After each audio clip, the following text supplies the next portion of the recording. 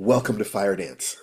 My name is Stephen Barnes. I am the creator of the Firedance and technologies, and Firedance is specifically a way of integrating into your life the principles of life writing, which are the perspective that the stories we tell ourselves and the stories we tell our tribe and the stories of our tribe and the stories we tell our children are designed to help us navigate the world, and that by understanding that story and by manipulating the elements of it, we can change our destinations. We can change our destiny. Before I go any further, I would like to introduce my beautiful, wonderful, brilliant co-host, the inimitable Tananarive. Me. Hi, everybody. Welcome. I don't know if anybody is here from my list. I did see a name I didn't think I had seen before. So if you're new, welcome to the Free Friday Zooms, where we just inspire ourselves for the week. We talk about our triumphs, we talk about our challenges, and Steve has great life coaching advice. From time to time, I'm called in to give writing advice, and we're very glad to see you. Well, Tananarive offers more than writing advice. Her life works. I have noted that she was better prepared by brilliant parents and a loving community for the life that she wanted to live than probably any human being I've ever met. She did not examine some of the things that got her there. Why bother? I mean, it's like, it it's an unconscious competence. I'm an alley cat. I was forced. My mother gave me love of myself and the belief that I was lovable, and she gave me the belief that it was possible to learn the things I needed to learn, and she gave me the urgency to believe that it was necessary for me to do She this. played you self-help records, honey. I mean, come on. Yeah, I know. It was in some ways her own belief patterns were already set, and so she was able to use them in certain aspects of her life. Her business, for instance, we were able to survive because she was able to keep herself motivated. But the fears and so forth underneath that held her back. She gave me the tools that I needed to dig into those fears, or the tools I needed to believe that it was possible to dig into those fears.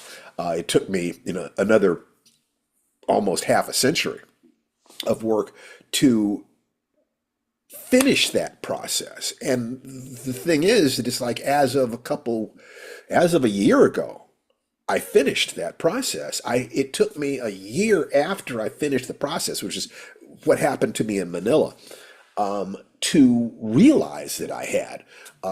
And so there are ways in which I look up to you, Tanana, even in ways that you don't understand. You don't get, I don't think you totally get how much I admire you and love you and feel that you are just a walking miracle of of Aw.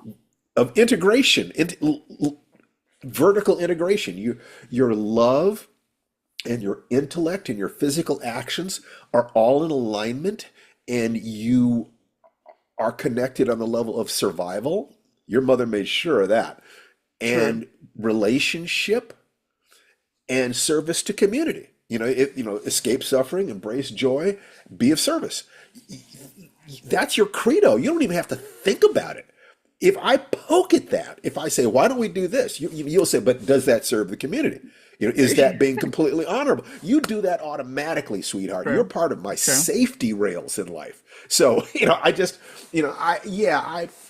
I've broken this stuff down and thought about it, but you are that bitch. There's no question about it. You really are.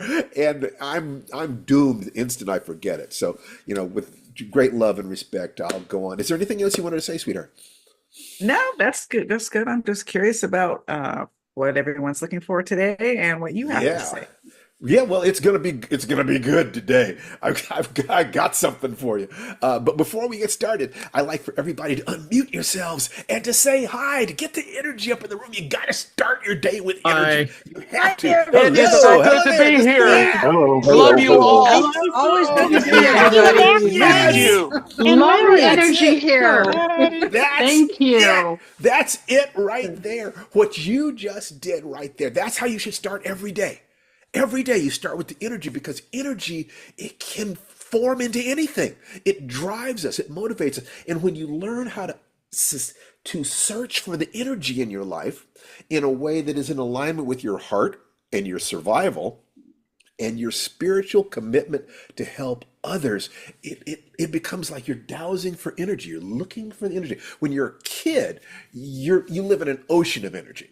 Okay. Then as you get older, that starts to shrink and you're in a river of energy. Okay. And you get older, you're in a stream of energy. And eventually to be more like a trickle. But if you continually upgrade your ability to find it, find your passion, find what you can do, you can have that energy. And we did a seminar on Wednesday talking about that and talking about how science fiction and Afrofuturism can save our souls and in a time of stress.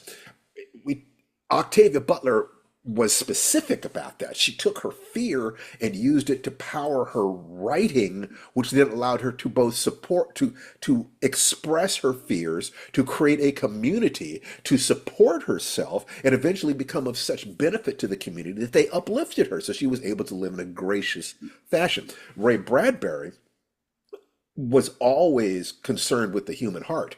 But what I noticed was that all the way through his life, he kept those childhood enthusiasms such that the last time I saw him, he was in a wheelchair, unable to speak, but his eyes were still the eyes of a child. And that's what I want. That's what I want for all of you to find the thing you do that is of benefit to the world and also takes care of you in a way that you're in alignment with your integrity. So we're looking at that, and one of the things I'm going to focus on today is money, because what I have noticed is that about 80% of the problems that people talk about, if they got a big check, that would answer the problem. I mean, it's like, how much money would it take to answer to solve this problem? Now, it doesn't solve all problems, but you can hire experts. In other words, if you have a physical problem, money can help you by providing a reduced stress or an expert. If you're in a relationship problem, that might be, therapists can intercede there too, but those are things that very clearly are not totally within the realm of money. Being able to help your children in certain Get ways, over here. it doesn't help everything, but of all the things that help, I have to admit it's really solid. And making money, if I were to boil it down as clearly as I possibly can, you got two aspects of it. There's more than that. We could break these two into as many things as possible, but just for the sake of trying to be simple about it, you've got two things. One is constantly upgrading the quality of your product or service, constantly. The second one is constantly improving your networking, the people that you're connected with and that you know, and your ability to communicate your value to them, and your ability to determine whether or not these people need what it is that you have. You're looking for a tribe that needs what you have. And this works in relationships too. You look at what it is, your hunger for a relationship, if you were to define very clearly what you're attracted to, is really, from one perspective, your hunger to be the kind of person that person would be attracted to. In other words, your hungers are telling you who you want to be. They're not really about the other person. The same thing is true of a lot of our other goals, that you don't want the money, just bear with me. You want to be the kind of person who can provide the service that makes that much money. Let me read you something, and I've removed some identifying characteristics for reasons that, were I to go into it, you would understand. But let's call her J. She's an extremely wealthy woman, and she posted a response to a Quora thread asking the question, will I become a billionaire if I am determined to be one and put in all the necessary work required? Her answer is no, although she says that the Quora reader is asking the wrong question altogether. You're determined, she says. So what? You haven't been racing naked through shark infested waters yet. Will you be just as determined when you wash up on some deserted island, disoriented and bloody and ragged and beaten and staring into the horizon with no sign of rescue? She then offers some advice. Shift your focus away from what you want, $1 billion, and get deeply, intensely curious about what the world wants and needs. Ask yourself what you have the potential to offer that is so unique and compelling and helpful that no computer could replace you. No one could outsource you. No one could steal your product and make it better and then club you into oblivion. Not literally. Then develop that potential. Choose one thing and become a master of it. Choose a second thing and become a master of that. When you become a master of two worlds, say engineering and business, you can bring them together in a way that will A, introduce hot ideas to each other so that they can have idea sex and make idea babies that no one has seen before. And B, create a competitive advantage because you can move between worlds, speak both languages, connect the tribes, mash the elements together to spark fresh creative insight until you wake up with the epiphany that changes your life. The world doesn't throw $1 billion at a person because the person wants it or works so hard they feel they deserve it. The world does not care what you want or deserve. The world gives you money in exchange for something it perceives to be of greater or equivalent value, something that transforms an aspect of the culture, reworks a familiar story, or introduces a new one, alters the way people think about the category and make use of it in daily life. There is no roadmap, no blueprint for this. A lot of people will give you a lot of advice, and most of it will be bad. And a lot of it will be good and sound, but you'll have to figure out how it applies to you because you're coming from an unexpected angle. And you'll be doing it alone until you develop the charisma and credibility to attract the talent you need to come with you. Have courage and good luck. I love that. I love that. What is it that you want to accomplish in the world? I remember hearing that you can accomplish any dream that your heart can hold continuously over time. The idea being that if you can hold it continuously, there is some part of you that believes you can do it, and there is some part of you that knows that you can do it. And if Harlan Ellison said that success is to bring into existence in adult terms your childhood dreams. In other words, you might have to shift, you might have to transform, you might have to look at it this way, that way, but there's some way to make it happen. The, if the meaning of life is to escape suffering, embrace joy, and be of service, it doesn't say that the meaning of life is to be have a particular amount in the bank, but it is saying that you need enough to be able to not suffer on the level of money, that you are able to provide a context in which the people you love are safe enough to be able to share joy with you. And then ideally, you create enough surplus of energy and emotion and physical resources to be able to help others. Jamie. Hi, Stephen. Hi, everybody. You know what Right. you're saying really resonates with me, and I want to share a little bit about what I've been through in the last month because it applies directly to this. My father had a medical incident happen on December 12th where he went missing for half a day, and we found him lost driving his car around St. Paul, Minnesota. We got him back home, and on the morning of the 13th, realized he was still pretty confused and took him to the emergency room and found out he had a very large brain tumor. Mm. And he spent about 6 days in the hospital before we could get him out and back in his own home on hospice.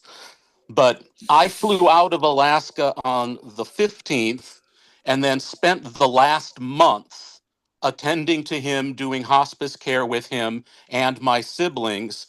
He passed on the 4th of January, and we spent the last 2 weeks cleaning his condo and things. But in relation to what you just read and just said, he came from a third world country. He was a poor young man from Barranquilla, Colombia, who came to the United States in 1956 as a 24-year-old. Immediately after he got here, he enlisted in the army and served for 2 years in Korea and then for 4 years in the reserves. And that's what got him his permanent resident status. He married my mom in 1960. I was born in 1961. I've got 3 siblings, and he and my mom got way more right than they got wrong. And they raised 4 functional members of society who are adults today. And it was such an honor and a pleasure to travel down and give back to him and help make his final days comfortable, to take care of him and to take care of my siblings, to be the older brother. And we took care of each other. I remember one day as he was declining, and the 4 of us were sitting around the coffee table playing card games and laughing and swapping stories. I know that he knew he was loved and cared for and that we were going to be okay. And I can't think, That's critical. That's critical, Jamie. yeah, I can't think that between the gift of giving that to each other and to him and all the gifts I've received. I remember just like 2 weeks before this happened, you had put a post on Facebook about people who got a leg up financially because they inherited something. And I made a reply to that Facebook thing that my father's been very successful, but I'd rather have him here than have the inheritance. But then this occurred, and now I stand to get a sizable inheritance here within the next 6 months that's going to change my life, no doubt. But I gotta say, it's because of Firedance and life writing and the 5 minute miracle and the morning ritual and all of those things that I was able to show up for my family and be there and actually have a wonderful, healing, incredibly good life experience in this last month. I haven't lost a thing in the death of my father, but I am acutely aware of everything I've been given. Now, I also recognize, and why I want to share this, my father supported me for my whole life, but he never gave me more than what was required. And there were times where he told me no, and it was really important for me to get that no. And I know now, in order to honor his legacy, I need to continue to tell his story because he was a brilliant man. He became a chemical engineer who worked for Archer Daniels Midland, Cargill, and 3M. He invented waterproof, but waterproof interior and exterior house paint that can be diluted and cleaned up with water. He invented epoxy resin. He invented scratch and sniff. But the invention that he was proudest of was a medical sensor device that got put into medical packaging that told upon arrival whether it was transported at the proper temperature and remains sterile. And that product saves lives all over the world. Okay, so Heidi, Wow. I'm Jaime, sorry, yeah, it's that's okay. Heidi. Okay, I want you to write all of this, and I Oh, want you to yes. post it on your blog. I want you to tell the story of your father, and I want you to do it in such a way that others who are on their journey can contextualize both what they need to give others and what they need to do to support the people who help them along the path. Okay, Yeah. that this is how the human race moves forward. Right. Exactly what you're talking about right here. So thank you very, very much for Yeah. sharing. I want to move on. It's so good to be here. I have missed you all the last month, Oh, we missed you too. and I can tell you that this stuff pays off in ways um, beyond finances that Yeah, are so rich and so satisfying that absolutely. I pinch myself every day to live my life, and I'm so lucky to be here. Well, and we're lucky to have you. All right, Larry. Larry raised his hand. What you got for us, Larry? I, I was trying to unmute myself and okay. So some magic is happening. I don't know. And I just wanted to share. Please. Um, so I was talking to my therapist yesterday, and I don't know if I've told anyone in this room, but at one point I was training to be a therapist. I have a master's in psychology, and there were no paying jobs when I graduated. And part of the problem is that supervision was like exorbitant. There was no way that I could get my hours to count because I wasn't, if you're not making any money, where are you going to get the money to pay for supervision? It was like 2 grand a month. That was the state of the industry. And I was talking to my therapist about this, and in a nice way, he suggested that my feelings about being out of the field were a cope. And he wasn't an ass about it. But he's not wrong. Like, I want to argue, but I can't. I don't feel like I got a choice in the matter. But we talked a little bit, and he said the state of the field right now is such that there are plenty of places as an associate MFT, what they used to call interns, uh, in California, where you can get a paying job, and if you get into community mental health, they'll pay your supervision. These outfits usually pay for your supervision. You don't get charged anything. Is that something that you would consider when you got your feet under you financially? And I am giving very serious It sounds consideration it sounds like a path to power. to this path. Okay, It sounds like, I'm sorry.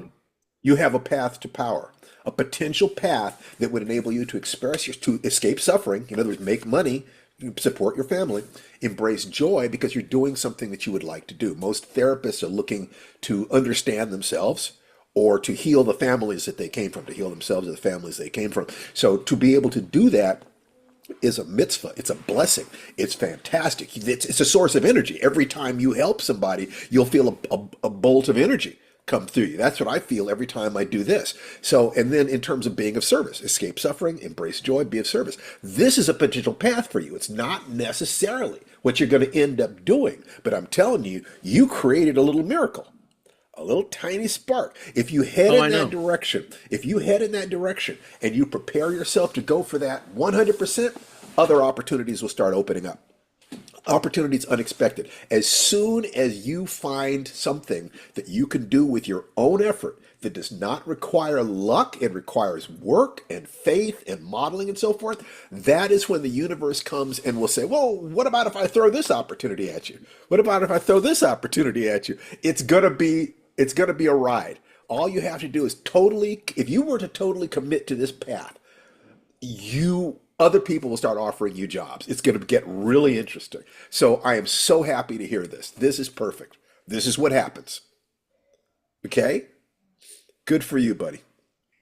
Is there I'm anything? Yeah, All gobsmacked by right. it, yeah. but If everybody, Larry has been through it, so let's applaud Larry. Yes. This is Yay. great. This is you need Yay, to. We are Larry. proud of you, Way to Larry. go, Larry. Yes. Good There you job. go. You There you got Wow. this, go. thank you. man.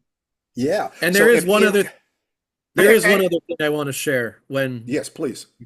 um I started writing again. Um Oh. I haven't written Hey now. anything in a long, long time as far as like short stories or anything like that. Last year I finished my first screenplay on a whim, but Short stories, I haven't written anything in like 7 or 8 years. I think there was a part of me in grad school that turned away from reading and writing because it was all academic. It was something I had to do, and then I just I didn't enjoy it. I like didn't pick up a book or anything for several years after that. But after the Afrofuturism seminar, there was something inspired. Good. Sci-fi asks what if. So I Yes, had it this does. what if I had this And what when we if in Yeah, my talk, all head, right. and This look, is and when we I'm great. running talk with about it. Afrofuturism, all we're saying is that that's the way this group of people expressed this idea about what are we, and how what are we in the flow of time. That's just a group version of the individual question. Who are Yeah. you in the flow of time? So, those of you who are willing, are capable of expanding your sense of tribe, can profit greatly by looking at what disadvantaged people have done. So how do I adapt that? What is this? By embracing the universality of human beings, you get to learn from everybody. And that is a gigantic advantage. And once again, I'm very happy for you. I would like you to go into Congrats. That's chat big. and share what's going on with you and ask, what do you need to do to be supported? Now, you are in relationship with one of our other members here, aren't you? Drea, yes. Yes, Drea. And so have you and Drea been texting each other every day, preferably, but at least once a week, to compare goals and actions and support, and what do you need from me, and this is the support that I need, because the mastermind principle is the only known way of compensating for a lack of resources or capacity, simply by creating teams. And the primary team has always been one other person.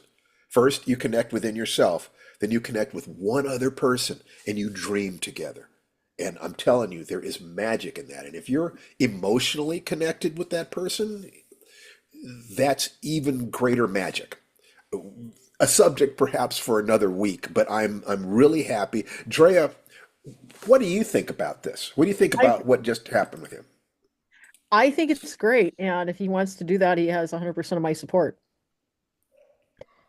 Great. Fantastic. Did you hear that, Larry? Oh There is yeah. a woman in your life who's willing to give you 100% support. Do you understand how many people wish they had that in their lives? What a Yeah, I wealth do that every day is. I do. Holy crap, buddy, you hit the mother load right Yeah, I there. did. I That's did. right. So really great. Let me kind of move on here, but I am so Yeah. happy for you guys. Now you need to be sure that to both accept support from her and to offer support to her. We need to be needed. We love to be loved. And if you can interweave your needs so that every time you succeed, she's feeling like you're part of it. And every time she succeeds, you're part of it. And when you're down, she pulls you up. And when she's down, you pull her up. Now you've got a relationship. That's what a relationship actually is. Tananari, I got the feeling that you wanted to say something. Am I right about that? No, I'm just taking it all in. I think this is great. I love it. So congrats, Larry, and both Thank of you you sound both. like you're doing great. All right, Getting there. fantastic. Okay, so let me move on and to expand from this. All right. So I've told the story about what happened in Manila, where I was following my martial arts bliss and found myself practicing Asian martial arts in Asia, and that in some interesting ways, for the first time in my life, I found myself outside the duality of black and white. I had never been able to do that, not in Europe or in Central America or South America or in Africa. When I was in any of those places, there was still that thing. And in stepping out of it, I had a real epiphany about myself, that a huge amount of what I had done in my life, I had done in order to correct for the problems in my home or the problems I saw in my culture, and that this was the tax that I had paid. A couple of weeks ago, I talked with a friend of mine Tim, who is one of the most advanced people that I know in many ways, and he told me about a dream that he'd had. That he's a very advanced martial artist, and as well as being a husband, father, grandfather, still married to the mother, the grandmother of his grandchildren, and just one of those people who's kind of completed his journey and is off on journeys that some of us can't even imagine. And he told me about a dream that he'd had that his dreams were often dreams of martial prowess, of fighting, very violent and aggressive dreams. But in this dream, he went into a room full of advanced martial artists, asked who the greatest one there was, and it was this little guy in a corner wearing glasses. Now, Tim wears glasses when he's in his engineer, he is a senior engineer persona. So it was acknowledging the nerdy part of him. And that part of him introduced him to his teacher, who was a woman. And the woman told him that her martial specialty was disarming the negative emotions that caused the fight in the first place. That the greatest power is, it's the art of fighting without fighting, of disarming the problem so that it never manifests. He gave this to me. And even though we hadn't spoken in a year, I knew that this was going to be something that was important. 2 days later, I woke up in the morning and there was a voice that came to me from my dreams telling me that my war was over, that I had fought my entire life to feel safe enough to love and to dream and to feel like I wasn't going to be manipulated by fear. The problems I had in my home or in my community or from the larger society telling me that I had to strive and accomplish in order to be seen, but if I was seen, I would be attacked. It was that drove me into the martial arts, and I got what I needed from them. In that very real sense, my war is over. And I'd ask myself, what would I have been had I never had to invest all of that time and energy? And yoga has always been a part of my life. I've always loved the martial arts, but the martial arts were about survival, dealing with that fear that was stopping me. I think that what I would have been was the relative importance of yoga and martial arts would have switched. That's all. That I now have the right to step away from that. I'm no longer a frontline warrior. I'm a war chief, perhaps, or a daimyo of a school of samurai. I can teach my son how to be a frontline warrior so he can resolve his own stresses, attract a warrior woman into his life, create his own family, and then be able to teach his sons. But my fight is over. That is massive. It took a year for me to even begin to unpack what had happened to me. It's difficult for me to even say, I still don't know what it means, except I know that if I have escaped suffering, if I have embraced joy, then now is the time in my life to be of service. And I ask myself, what can I do to be of the greatest service? Well, first of all, I have to integrate what this is so that I know what it is. I'm in that place where I'm in the place, but I don't know what the place is, if that makes sense to you. That sense of who am I? That Buddha baby sense of earth below, heaven above, no one in the world like me, that all of us had when we started life and often gets beaten out of us. What happens when you reclaim that? Well, I can tell you that from my point of view, all I want to do is heal the world. And as I said, the primary thing that I see more than anything else that is demonstrable and is objective is money. The 80% of the complaints people have could be solved with a big enough paycheck. I don't like my roommates. I don't like where I'm living. I don't like my car. I can't take this trip. I can't help these people, or whatever it is. I'm working at a job that I hate. Get enough money and all that stuff goes away. So I have to take the position that disadvantaged communities The community that I came from, being raised by a single mother, no father, being black in America, was roughly equivalent to being born neurodivergent and poor. The if you look at the relative statistics, there's clearly something going on there. So I think that focusing on that one thing, because the thing that is most clear about the difference between those communities is inherited wealth and income. Inherited wealth and income. There's a real difference. You can see it clearly. It's right there. So let's talk about money, because if we can deal that, money comes from the perception the culture has of the amount of service you offer. The perception of your value, not what your value is, but that perception of your value, your ability to create goods and services, and your ability to expand your network until you meet the people who need what you have, and then your ability to communicate the value to them. To that end, it's asking that question: what is it that I have to offer? What is it that I have to offer? And part of that is, what are you willing to master? Remember? And if I look at my life, one of the things that I've mastered is writing reasonably. Another thing that I've mastered, I've got the certificate on my wall talking about it, is martial arts. That I've achieved that level where the thing is integrated into who it is that I am. I don't have a black belt, I am one. There's a real difference there. This is just the way that I am at this point in my life. Combining those two things, it's the hero's journey, suggests that maybe it's the hero's journey which underlies storytelling, because I know what the hero is. I know what the person is who can confront those challenges, who can deal with their fear, who is motivated by a love of tribe or a love of family or a love of their own sense of honor, and is willing to die before they will let themselves be dishonored or let down their family or let down their culture. It's always something in there.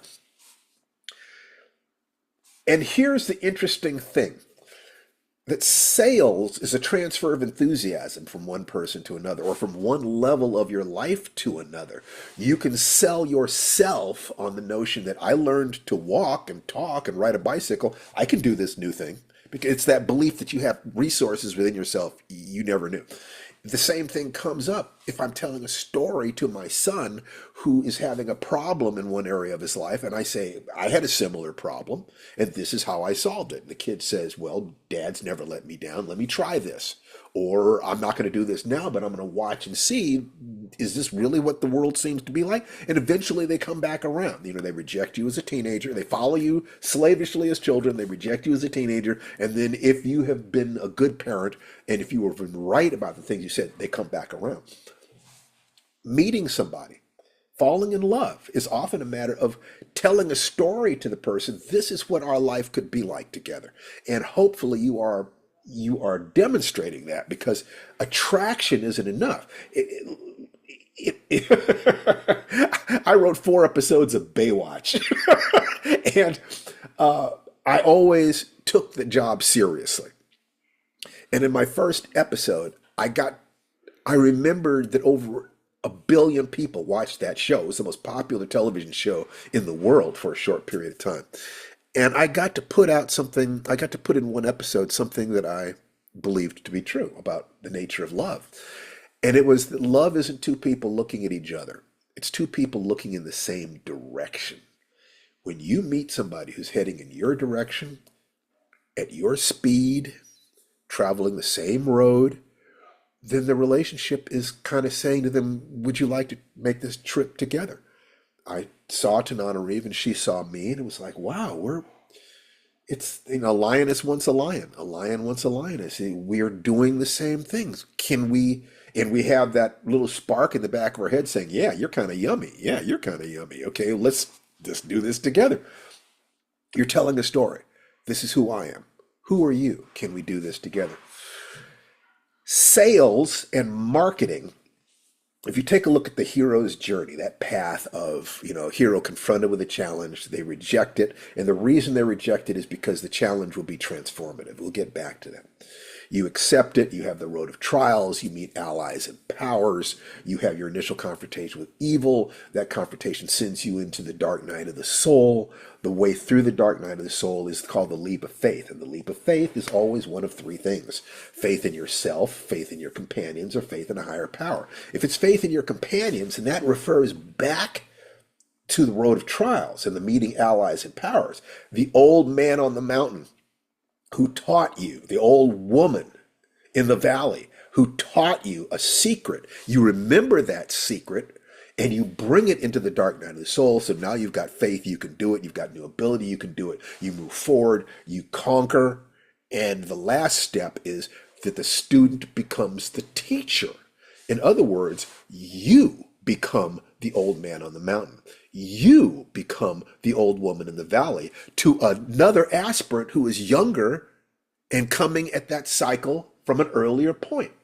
All marketing is you present yourself, and hopefully honestly, with the greatest integrity possible, as a person who has already completed the journey that the other person is on. In other words, you know what their problem is, you face that problem, you got an answer to that problem, and you can present that answer to them, and that it is worth the money you're asking them to expend.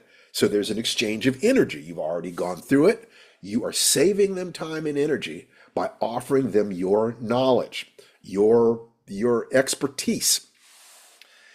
To the degree that you can identify what your expertise is, what the quality of your product or service is, and the degree to which you can find the people who need or desire what you have and can communicate to them the value of what you're doing, and then trigger them to think that their money is better off in your pocket than in theirs, you've got a sale. You've got a sale. That's all it is. And if you'll take a look at how much marketing is a matter of, we've got the answer to your pain, or we've got the answer to making you happier. It's always going to be pain or pleasure, and pain is actually a more immediate motivation. So you have to be very careful, because stimulating the pain of your people, if it's a doctor saying if you don't stop smoking, you're going to die. If it's saying if you don't use our deodorant, no one's going to like you, you're edging into what's called black hat marketing. You are stimulating their pain in a not totally honest fashion. So what you have to do to make money is to identify the product or service that you're going to perfect, you're going to become a master of, and then to identify the tribe of people who need what you have. So people who do haven't mastered anything, jack of all trades, master of none. At the very least, you better master sales. Sales is important, whether it's convincing yourself that you can get through the dark night of the soul, convincing your child that they will be able to learn, convincing a potential lover that they will be happy with you, that you will stand with them, that you are honestly presenting who you are, or convincing a customer, a room full of students, that if they follow you, they will move up the ladder. A potential customer, that if they trust you, you have already been through this process, and you're going to give them your wisdom at a fraction of what it cost you to learn it. Those are the rules in many ways. And all of the patterns of sales and marketing that are ethical within the three gates are some version of this that also manages to be positive and you actually care about the person. Unethical ones are where you dig into their fear and you lie about whether or not you can help them. So we're talking about ethical, sustained growth within yourself as an individual, to be able to honestly recognize the areas in which you have achieved mastery.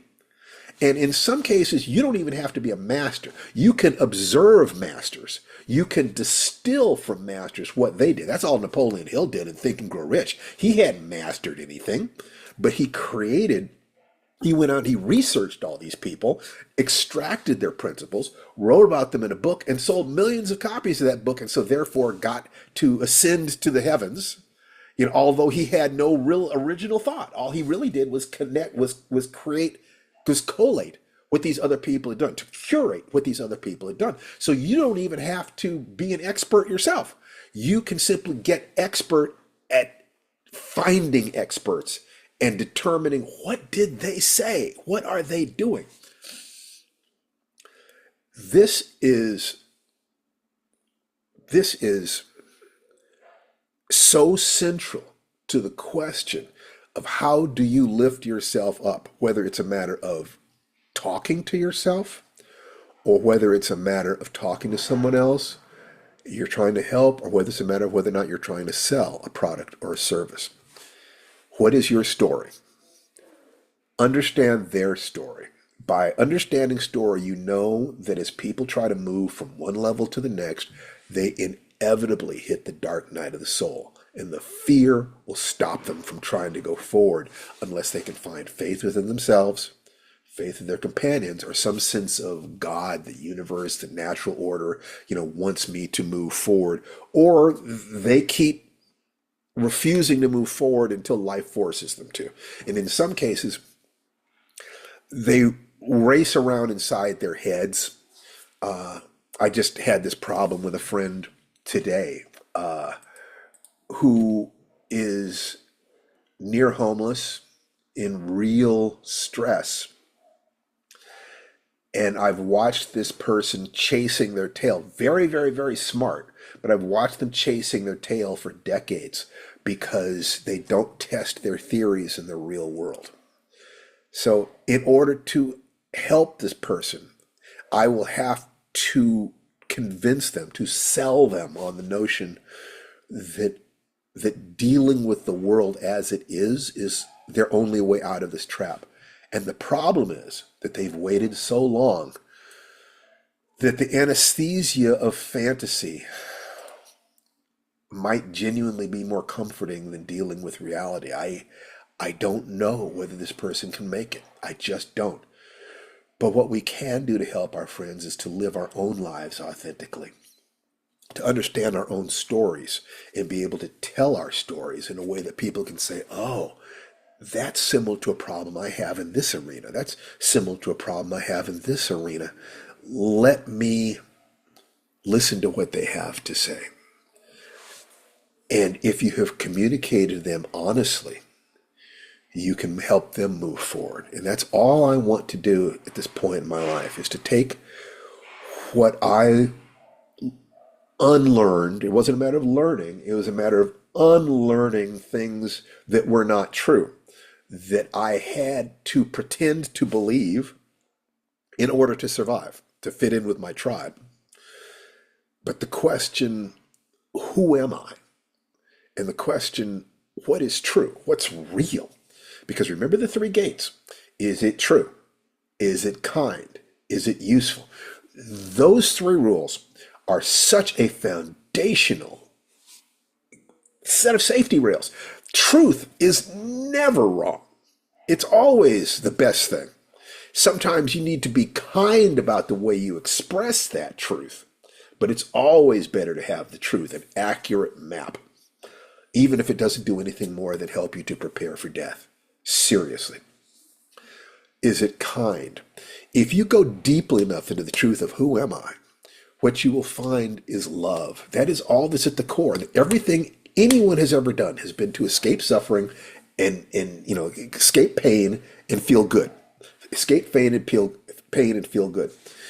If you go deeply enough, if all of your fears, if all of your suffering is alleviated, what happens is you automatically begin to expand your identity to include the people around you, and you have love and growth. And when you grow to a certain level, your circle of who you are attempting to help goes beyond the people you can name, to your community, to the world itself. And you wish to be of service because you can feel your love expanding. The story of who I am, the story of who each and every one of you are, life writing has always been about find the thing that is your concern, and you write stories about that in such a way that your concern powers your work, but also you're writing because writing is problem solving. Intelligence is problem solving, and creativity is solving. You see a difficulty here and you solve it. You see another difficulty and you solve it. The skills we have at telling stories are, in essence, skills we have at solving problems. When we're in the middle of the problem, we can't see it. But if we can create an analog of that problem in fictional form and solve it for the character, we're teaching ourselves as well as putting an answer out to the world. Whew, wow. That is our setup for the day.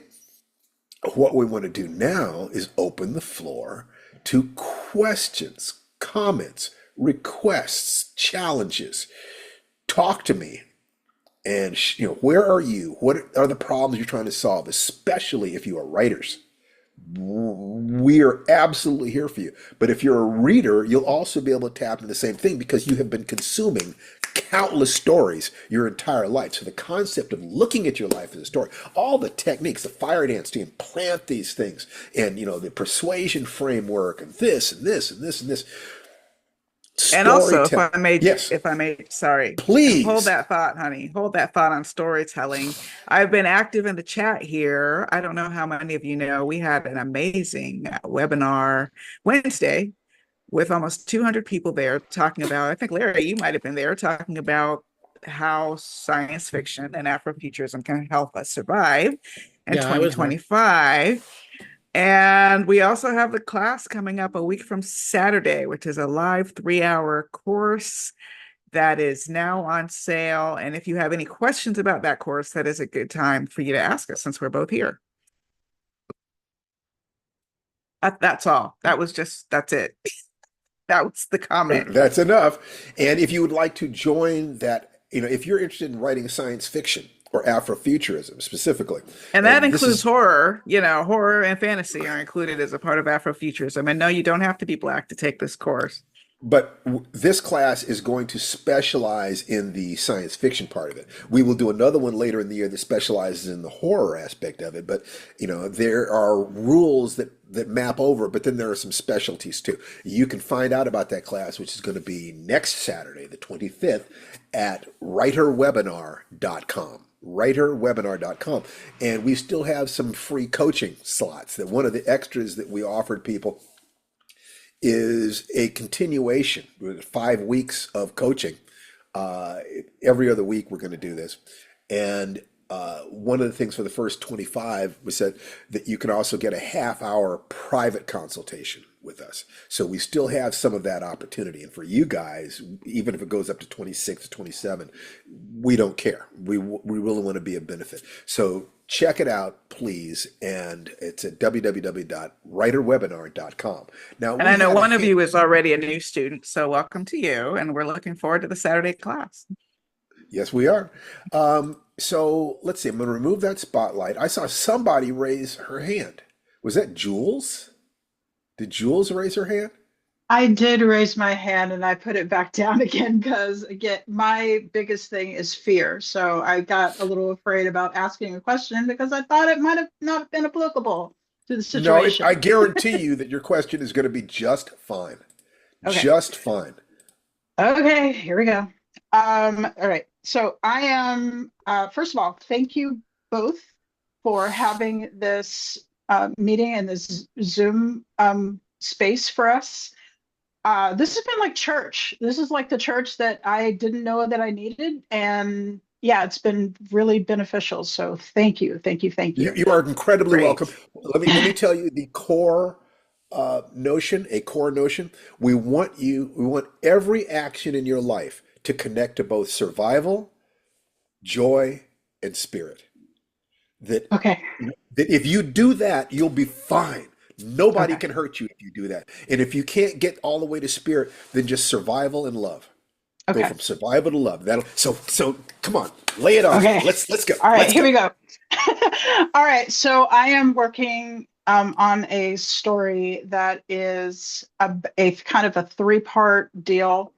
It's kind of heavy. Has to do with Middle Passage, birthing or breeding colonies, and then 6 generations later, the person that is a descendant of that breeding colony now is tasked with destroying, let's say, a spiritual slash zombie cult that is based in Atlanta and is designed to um, suppress or hurt people that have hurt them. Basically, this group of dead, the group of people that are dead but not dead, undead, I guess.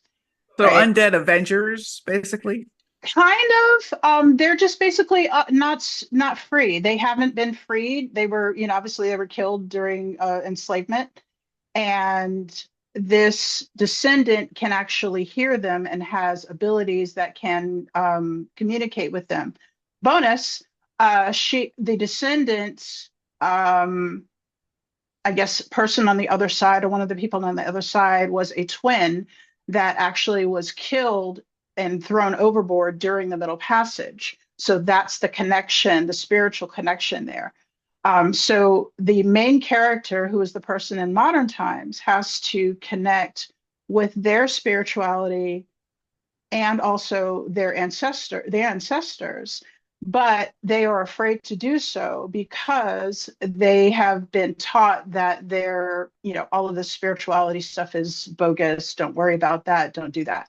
That So, reminds me in a good way of my protagonist in The Good House, whose okay. grandmother was a practitioner of voodoo, Mhm, and she was very embarrassed. A, she didn't believe in it. B, mhm, she was very embarrassed by it. So she mhm, wanted nothing to do with it. So mhm. that's good. Okay. So I guess my problem or my issue is what I'm trying to find out or trying to work out is how to make though this entity, this zombie, this spiritual force that is in confusion. How can I make them more prominent within the story and more, I don't know, just Okay, connected? well, I'm let me ask you. losing Let me ask myself you a there. question. Is this a Sure. book?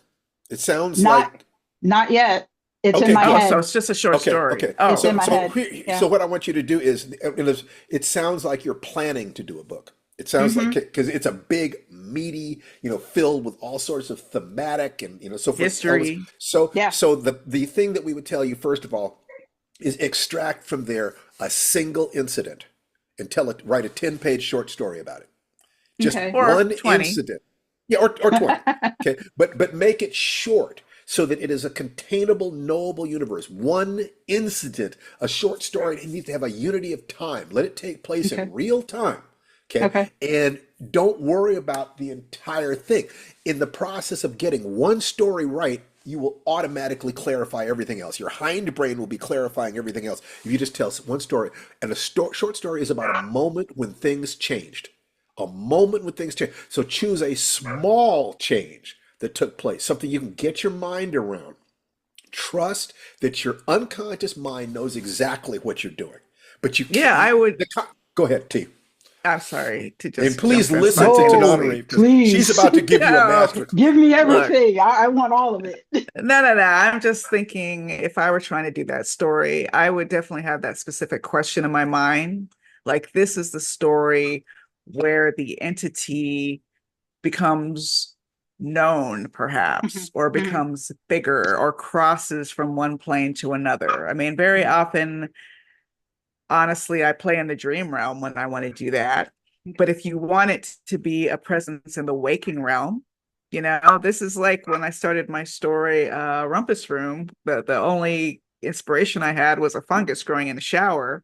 Like, what did that mean? Why was it there? Is it a haunting? So try to figure out what is a scary form Okay. that this entity might take, how it can be manifested physically in our world or in some kind of dream or fantasy Okay, world. I'm going to interject here because Tananarive just touched on something that is critical. You're talking about history and you're talking about multi-generational stresses and you're talking Mhm, about the spiritual realm. You mhm, need to ground this in current reality. So what is the cost? When you say the cost of her doing this is she's been taught that spiritual stuff does. So if she goes there, what is it going to cost her? Make it cost her life or her relationship or her job, something that is tactile in this world. okay. That gives her something immediate to overcome and it grounds it. Now, given the fact that there is a physical consequence Mhm. For this, you then can go to the stars. Okay. The spiritual has then been anchored to the material and the physical. And as soon as you do that, the problem becomes a lot easier to see. Somebody is threatening her, or Okay. somebody is, I'm going to kill you if you don't stop this, or I'm going to leave you if you don't stop this, or I'm going to fire you if you don't stop this, or something else that actually impacts the belly brain. That Or she's core. been Go ahead, sorry, T. core survival, he Jump was in. going to say. Core survival, he was going to For say. survival. Something that she's afraid of initially that she learns to gain power from was the Mhm. arc for the first short story I published out of the reformatory. It was literally Mhm. that chapter. It was already written, but I arced it just for a short story. He's Mhm. afraid of ghosts. And by the end of the story, he realizes that these ghosts are actually an inspiration because they aren't the biggest problem in his life right now. And in fact, they are an indication that there is more than this. There is more than this, and therefore I'm gaining strength from it. I agree with Steve. Grounding is good. I think very often in fantasy, by learning writers, there's so much that's kind of almost that once upon a time kind of feeling Mhm. that I'm not relating to these characters. Mhm. So if your character is a contemporary woman, another thing I did in Rumpus Room and trying to decide who my protagonist was is like, what is her baggage? And I think Mhm. that relates to what Steve was saying. Obstacles. What is her baggage? In that case, she was a mother who had broken her daughter's arm. She will call it an accident, but the judge didn't agree. Okay. Mhm. So that was her flaw. And often the doorway to horror is grief, trauma, or transgression, or all of them. So what has she done wrong? What is she grieving from? Or what is her trauma in that moment that has nothing to do with the spirit? Okay. That those things can intertwine so that she emerges different on the other side of the story. Does that make sense to you, Jewel? Yes. Okay, good. Thank you. Yeah. See, this is when you empty your cup. And you judge us. You must judge us. Do we seem to be that bitch? Are we the people who've been on that journey? We don't have to be I perfect. mean, We just are on that journey. Okay? And because of that, we see the territory that you are approaching. And we can offer suggestions. They may not be perfect suggestions, but they are informed and sincere suggestions. You that's then, right. as a grown-ass woman, get to say, I don't like all of that, but I like this. I like this piece. I like this. I can use this piece, and you Mhm. create your own way. So Yes. that's I mean, this. obviously, we haven't read anything, so we're just That's Right. right. shotting. This is Okay. how it works. Now, So, and once again, if you were not to yet. join, Yeah, if Wait, you not not yet. yet. join, if you join our Not yet. class next Saturday, you will be part of a group where we might have the opportunity to read your story. If you're ready to work, we're ready to work with you. But and I also want to say that those of you who are not writers but are readers, apply the same thinking we've got to the movies that you've watched, and you'll start seeing how they work and what is the message that the writer was trying to communicate. They're trying to work out some emotion within themselves. They're trying to say something about the world or humanity. And it's like a musical. People break into song when just talking does not express their emotions, and they break Mhm. into dance when just singing is not enough. Yeah. So it's the we do art when I can't tell you in words. I do these sessions, and all of you know that it isn't what I'm saying, it's who I am while I'm saying it. When I Mhm. say you start the session with energy, I'm saying it's the energy that communicates. There is something within your heart, some deep sense of longing, some sense of pain, or some sense of joy that you want to get out into the world. And I'm telling you, if you will take that and put it underneath the knowledge of how to do it properly, in other words, the intellect, that fine intellect that you obviously have, that huge heart that you obviously have, if you get the work behind your heart, behind your intellect, all of a sudden, everything changes. You're using all three aspects of who you are. And Jules, I know that that look on your face. You're already writing your story in your head, so you're inspired. excellent, excellent. Now, I'm not going to oversell. I'm not going to oversell. No, You you're go good. and you do the work, and you come back to us, and you let us support you. And if you can join the group, join the Afrofuturism group, and let us support you in that way. But we will support you no matter what. All you have to do is show up here and raise your Yeah. hand, and we'll give you Aren't you everything we glad you got. raised your hand? See Yes, what I am. happens? Thank Great. you. Thank See you there? all. Everything you want in life is on the other side of fear and work, fear and sweat. So Amen to just that. go for it. All right. Okay, Thank that's you. that was wonderful. I love that. I love that. That was so good. All right, who's next? Volunteer or you will be voluntold. So all right, Michael Dobkins. I'm looking. Unmute yourself, buddy.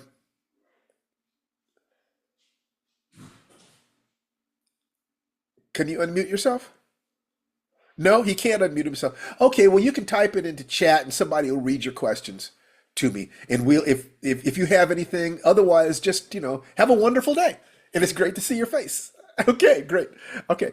So let me haul up some Che. All right, Che. Why did you put it like that? All Why'd right. I put it like that? Why it's like that? Yeah, because there's something inside your eyes that said bring Che into the room. Fair. Um, well, okay, so first, another great session. This is my third time being in one of these, and I just feel like um this is the church that like we didn't Yeah, it really. is. I mean, this is my church. I was raised Episcopal, but I'm not. I No off the shelf spirituality is going to work for me. I had to find my Yeah, own way. But I yeah, have total respect for the spiritual paths that others find. I believe that it is essential for us to have something, even if it's only contact with nature. But we need to have ethical structures that go beyond our limited egos. We need them. And if you can find one that is bigger than humanity, that people have been using for generations, and that speaks to your heart, use it. So, Che, what can I offer you today? Wow. So, I was thinking about maybe asking about some of the stuff that I was working on, but honestly, the advice y'all just gave to Jules was like exactly what I needed to hear. So maybe you already offered it. Maybe I already have. Is there anything else? Just think about it. Just if and once again, I'll say to you, you're a professional. So definitely the Afrofuturism thing we're doing next Saturday was definitely, because there is an investment. But if you Yeah. are a professional, then the investment will pay off. We Oh yeah. don't recommend this for amateurs Oh, unless you happen to Jay have. signed up. Jay is I'm already already signed up. signed up. That's fantastic. That's fantastic. We're going to have a party. It's going to be Yeah. great. So that's great. And just if you've got what you need, then support the other people in chat. And so that when you need support, they'll be there for you. And that's Right. all I ask, buddy. Okay. Great. Thank you. Great, great, great. Megan. Hello, Maggie. Hi. I do have something to say, but before I do, I want to say a couple other things. One is, first of all, I just want you to know that our hearts and our empathy, and we're just devastated here about what's happening to your hometown. Yeah. I can't say anything more about it. And yeah, so I did an exciting thing. I asked, I I applied for a grant again. I've done this before, but this is a sort of a different one. I didn't know it, and um, basically, I had to reach back into my head and think about what is it that what are my goals really? They made me do that, and I realized that for 10 years ago, I saw something at a convention that really lit me on fire. It was called. It was a booth, but it was for the New Zealand World of Wearable Arts, and I saw what they did, and I said I want to do that. That was 10 years ago, and I didn't realize that I'd been slowly in my off hours kind of working towards that while making what I thought my art should be. I was as a hobby working towards this world of wearable art goal. I want to be in that. And when they asked, when I had to start thinking about this grant, I thought I was going to get money, but I'm not. If I get it, I will get money, but the money is to put on an exhibit. And this was be an exhibit of wearable art for Tacoma. And if they give me the money, it will all go into that exhibit. I will become the curator and one of the artists. And Very good. I won't really take any cash out of it, but I'll have the opportunity to give a venue to some other artists and to teach some classes to some teenagers. And I'm so excited, even if it's just, it's big, it's iffy, it's a grant, but it was amazing how deep I had to dig and to make this proposal to them, and realized what I'm really supposed to be doing in the next 2 years. I've been dancing around the edges for 10 years. I've been doing things, and I have the skills now. And it's amazing to me to get this. There are two things: development of the product or service that you want to deliver, and it sounds like you've got your idea about it. And two is to widen your network, okay, to learn how to network and how to communicate that value to your network. So you could use this as an opportunity you could say, I want to teach commercial workshops in this. This is an opportunity for me to test my pedagogy. They're going to bring me students, and I'm going to test, can I communicate to these people? And then make sure that you get their contact information. Start building up your mailing list so that when you do a commercial course, you can communicate to them and say, did you get value from this? I'm going to give you more value here. Or did you get value from this? Then you know that I'm for real.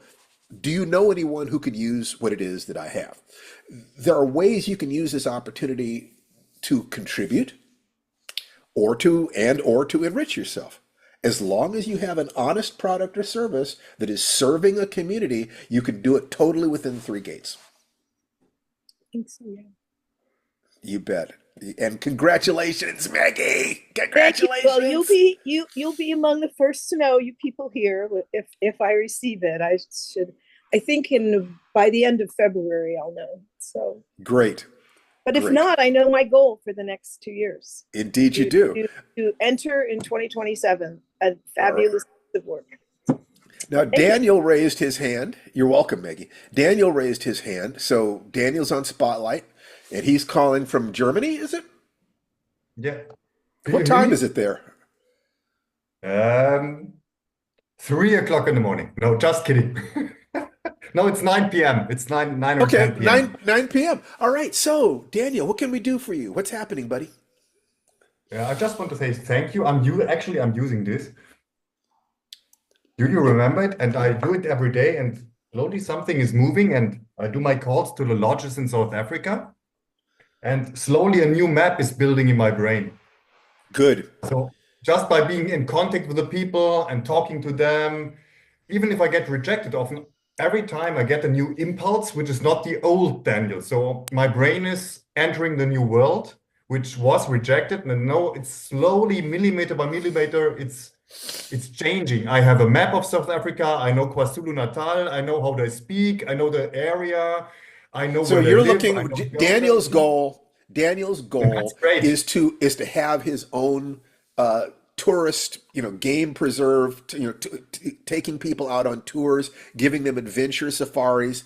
And I suggested that the primary thing is get out of his current situation completely, go to Africa, where he wants to do this. And even if he has to, sleep in a closet, and get paid in information, just pay, to make connections. So you have a high sex drive, Daniel. That means that's life drive. That's the drive that connects you with another human being and brings children into the world. Okay. That means that you have the potential to be a hell of a man. And men have to be prepared, and adults have to be prepared to fight and sometimes lose. So every time that you step up to the bat and up to the base and swing at a ball, most of the time you're going to miss. But if you keep getting up there, eventually you're going to hit. And in your game, one of the things that really wealthy people do and really successful people do is they set up life to be asymmetrical, where they can swing 100 times, and if they hit the ball once, they win. Most people have it set up so that they have to win 99 times, and if they lose once, they lose. No.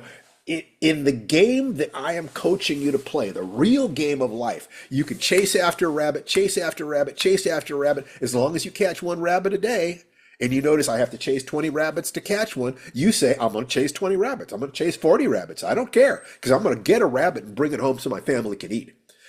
The feeding the child that would be formed by the sexual behavior that has been driving a lot of what you're doing, take that same energy into creating a nest in which you could protect that child, and suddenly you have one of the secrets of success in life. You take your passion and you put it behind a product or service that's hunting and gathering, and you find the people who need you. You talk to this person, you talk to this person. Every time you say no, you ask yourself the question, what is the major thing that they would need to know about me to say yes? You did not, Yeah. either you The biggest used the challenge wrong. right now is I could chase rabbits for 20 more years, even if I don't get them. My problem is not getting the rabbits, even if they want to be eaten. No, So if in this particular case, the rabbit wants to surrender. Okay, but you have to prove yourself a worthy hunter. The okay, rabbit will only give itself to a worthy hunter. It's just a way of looking at it. Okay, so you have to ask yourself, what is it that you're offering? And if you feel mm, like I'm not offering enough, then you know you should be studying whatever it is that would make you enough an hour a day. It's simple. In other words, you take your fear and you put it behind the effort that would make you that bitch, that make you the person who can have the thing. The goal is always attainable by somebody. And by mm. having that goal, you are saying, I want to be this kind of person. So if you're Yeah, doing, I get this and I believe in it. The problem is right now is I think it's called imposter syndrome in English. It's like I'm not getting rid of my old skin. I'm stuck in the old skin. And that's the that's why, problem. yeah, you are. This is one of the reasons why I want, why it's important for you to focus on getting out of where you are over to Africa, even if it's for free. You need to get out of your current situation. Your current situation, your roommates, the life, everything, what you see out of your bedroom window, all of that is keeping you who you are right now. Yeah, that's the old Daniel, and I know what you're saying, and I'm Yes. in the middle of it. Yeah, I Yes, get you you're in totally. the middle of it. So you're in that dark night of the soul. So what you need is faith, and you can develop faith with gratitude. What are you grateful for? This is the meaning of the morning ritual. You develop gratitude by looking at Yeah, what you've already accomplished and using that to give you faith that tomorrow can be better than today. Okay? So yeah, it's, and it's very gratitude will do it. interesting. Yeah, Gratitude I will do thought it. I had to do the ritual and the work, but the funny thing is, once I was in Africa, I was totally highly energetic. I was an early raiser. All the dark night soul was gone just because I was in the middle of the adventure. I didn't have to do That's right. anything, just be in the So middle of my so real you game. have what you have to do is to master your emotions sufficient to Mm. do the work day after day. Get your energy up at the beginning of the day. Have faith. Just generate enough faith for that one day. Can you generate enough faith for one day? Just let one day, and then even more, this one call, this one moment in your life. And we're all adults here. So sexuality, relationship is the intensity of the connection, the intensity of, are you present? Are you there 100% with her? Okay, are you there? Are you thinking about some other girl? You thinking about something you to do? Yes. No, you have to be there. And that's the same thing of throwing a punch or a kick in a fight. You better be there. Okay, that's the same thing with a child. What a child wants to know is not whether mommy and daddy are rich, but are you here with me? Okay, so it's the same thing, Daniel. The same thing. And if you Totally get get it. that, Totally then get just it. keep doing it and you keep showing up here because we'll keep connecting you with that part of yourself until that part of you wins. Then you have the obligation of giving back to the people in the chat. And if you will do that, you're part of this tribe. All right? Yeah, I Okay, totally believe in the Ubuntu principle by Nelson Mandela. I deeply believe in it. excellent. Avalon Jaka. Hi, Stephen. Good to see you. I just have a question in regards to writing. I feel like I'm finally at a point where I'm ready to start doing some submissions and things like that. And I have found some contest challenges, potential places where I can do some submissions, but they are asking for either like an entry fee or things like that. Forget that. Forget that. Forget that. You Okay. submit them to the places that will pay you. Yeah, You exactly. submit, in other words, so if the rife writing process is you write a sentence a day, you write 1 to 4 short stories a month, you finish and submit one per month. Okay, so and then you don't rewrite except to editorial request. You read 10 times as much as you write. So where are you reading? The places you're reading are the same places you're going to submit. Those magazines, those anthologies, those collections, the websites, whatever it is. Forget the people who charge you for these contests are preying on people who are too afraid to take the rejection. That what you're looking for, the professional skills you're looking for, are on the other side of your fear. You understand that? And that they are preying on people's fears. I have no respect for that. I None. have, But I have. How I was feeling as well, Stephen. Looking at that, I was I think thinking. Tananarive has something she yeah, I wants to do. I say. have a thought about that. Hello, where am I? Oh, there I am. Okay, There you so are. I mean, not that all contests are evil. I'm sure there are good contests out there. But they're also very competitive. And frankly, with the same energy that you're taking to submit to a contest, I totally agree with Steve that you should be submitting to markets because I was turned down in contests. I didn't win any contests when I was learning a new writer. My first indication was when I sold my book. You know what I mean? I was like, oh, okay, I guess I figured this out.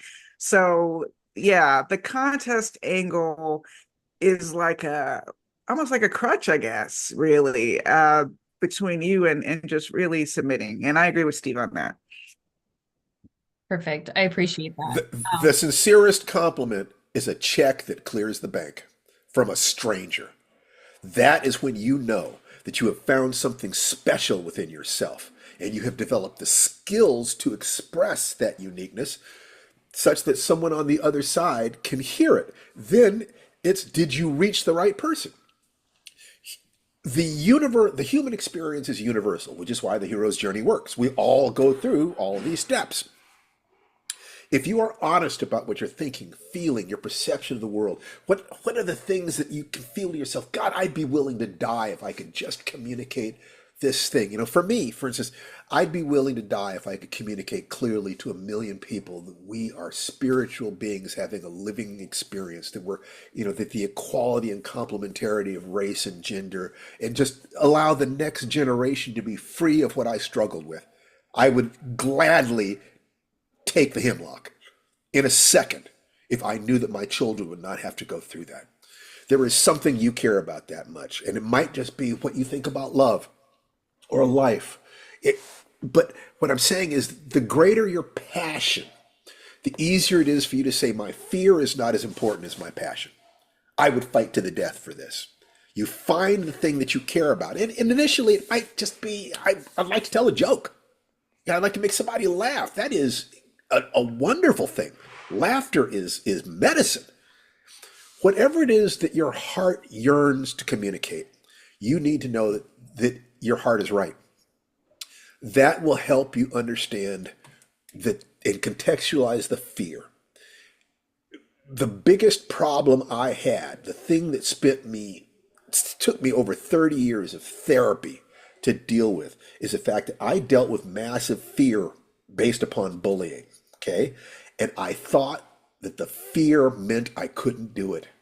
I thought the fear meant I shouldn't do it. No, the fear just meant that my body and mind were preparing me for action, preparing me to do something, either run or fight. Okay. If you take the fear that you have and put that behind the effort to learn, if you say, yeah, I'm gonna get my ass kicked, so I better study. Yeah, I'm gonna get my ass kicked, so I better train. Yeah. The fear is focusing your attention. And once you get the lesson of the fear, you can release the emotion. So what is your fear trying to say to you? Um, I'm not really feeling fear right now. I'm excited and I'm feeling that power of ready to go, and it's just looking for like I think one thing that I was going to follow up with is just it's finding those outlets where I can publish. So if anyone has any suggestions for Now, fantasy, where are you reading? Where are you reading? that's what I need to get into more is Yes, it's reading part of the those. process. So The reading is both teaching yourself and market research. Okay. yeah, so I Those think 6 steps were chosen very carefully. So you're not reading enough. yeah, I think my question is at least for short stories, if anyone has any suggestions for um fantasy or horror short stories, and if they could throw that in the chat, I'd love That's to right. Okay, get those so recommendations. So tell Avalon where she should be reading the magazines that she should be reading. Those magazines all have mastheads with the editors and the editorial offices and submission guidelines quite often, other things. And there are websites, same thing. This is the part of the game that artists often don't go into. And you have to both constantly be getting it, be improving your art and constantly understanding how to sell and market it. If you don't do that, you're going to be outperformed by inferior writers who do understand sales and marketing. But if you understand both your art and how to present yourself, you become one of the greats. You become one of the greats because all you're doing is you're saying, "This is who I am. Where is my tribe? This is who I am. Where is my tribe?" And eventually somebody will raise their hand and say, "I'd like to hear more about what you're doing." And that person becomes a customer. That person becomes a fan. And if you serve them, they become a devoted fan. And if you love them, they become family. And you don't need more than 1,000 members of your family to support yourself. You don't need more than 1,000. You really don't. Once you get that, you can be exactly who you are and still get what you need. And Okay? Avalon, you can do more of this yourself, but I did Google a couple, search terms in terms of horror markets, paying horror markets and paying fantasy markets. I put those in chat, but you can find others too. Yeah, there's no reason not to just submit. I mean, none of it is easy. right. So you might as well get that yes that comes with a check as opposed to a good feeling, Yeah, Yeah, absolutely. money, look, man, if they can't come over and cut your hair and mow your lawn and rub your shoulders, all they can do is send you a check. Okay, so you're looking at money, and I'm moving into the period in my life where the more service I give, the more money I make. That's where you want to be. You want to be in the place where money is a sign of how much your tribe values you and how much service you're giving to them. It takes time to get to that position, but and I'll let you know if I get there. But that's the direction I'm going in, and I find that to be totally clean. I think that the problem people have with sales is they don't totally believe in their product. They don't totally believe that their product is going to be of benefit to people. And because artists can be so insecure, this especially hits artists. I don't really believe in myself. How can I possibly sell myself to somebody else? I'm lying. No, not if you're telling the truth. Stop trying to be clever. Just tell the truth. Set your life up. So I said, well, you can run out of clever, but you could never run out of the truth. There's always more truth. Go deep, go deep, go deep. And every layer of truth you go through, write a story about it. Every one of them. Okay? Love That's it. great. Thank you. I I appreciate sure, the advice. you bet. All right.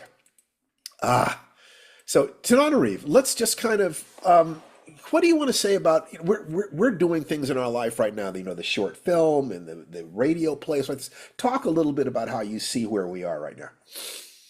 Well, I don't know where we are right now, baby, but I had a meeting with my agent right before this Zoom, and he's read about 300 pages of my upcoming novel, which is called Bear Creek Lodge, in the world of my short story Incident at Bear Creek Lodge, which won a World Fantasy Award a couple years ago. and he loves it. So that's, I didn't know. I didn't know. So I didn't know if he would love it, but he does love it. So I'm feeling pretty good right now.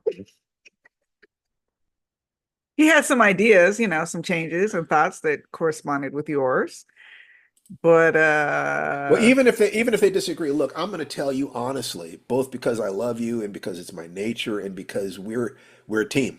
This is about moving the family forward. I remember, I could have there are times when I take a look at, all the awards and everything that you're getting. And there's a part of me that thinks, where's mine? I don't get the same kind of attention. I've had many, many, many awards and many, many, but there's still that jealousy. There's still that sense of ah. And I remember talking to Steve Muhammad about that. And he said, well, how long have you guys been married? I said, 20 years. He said, it ain't about you and her. It's the two of you. That it's a pair. So what I wanted to say to you is thank you. you're a true artist. And that means you will always be insecure. You Yeah. will always be insecure because you're always going to be digging deep. The only time that you stop being insecure is when you're phoning it in. You're doing what you know you can do because you've done it before. It's Right. just another one of those. I'm just another one of those. And that is the road to killing your child. And it's like Absolutely. you do that, and I hate to put it this way, but it's like a woman who has a dead fetus inside her that won't leave. It'll eventually poison her entire system. You are a living, breathing exemplar of what it is to be a working writer. Well, thank you, darling. And You know? yeah, that's all I have to report. I see that some people are of course having to go, and I'm going to be one of those people. But this has been a Yes. session, and I mean a really great session. I've really enjoyed hearing even you, honey. I've enjoyed. Even me? Moi? Okay, listen, people. Well, I've really Join us enjoyed next. listening Join to us the next writers. Friday. Join us next Friday for Firedance. And if you're a professional, you want to be a professional, then join us in the Afrofuturism Science Fiction Workshop we're going to Yeah, do if you next write science Saturday. fiction, fantasy, or horror, then and you don't That's want to what you're wait. going to do. Join us at writerwebinar.com. Writerwebinar.com. And Yeah, just be with 3 hours followed by 5 weeks, which will actually be like 10 weeks. So we'll do one every other week, which will yeah, give you not every time week. to actually write. Yeah, So we'll be forming you into groups. We'll be reading your stories, or groups will be reading stories. We're going to go deep into this process and create a context in which you can really explore. I cannot wait to do this. It's the inaugural experimentation for the next level program, which is Life Writing Professional, for people who really want to do it. And let's unmute yourselves and everybody say goodbye. Everybody, just kind of.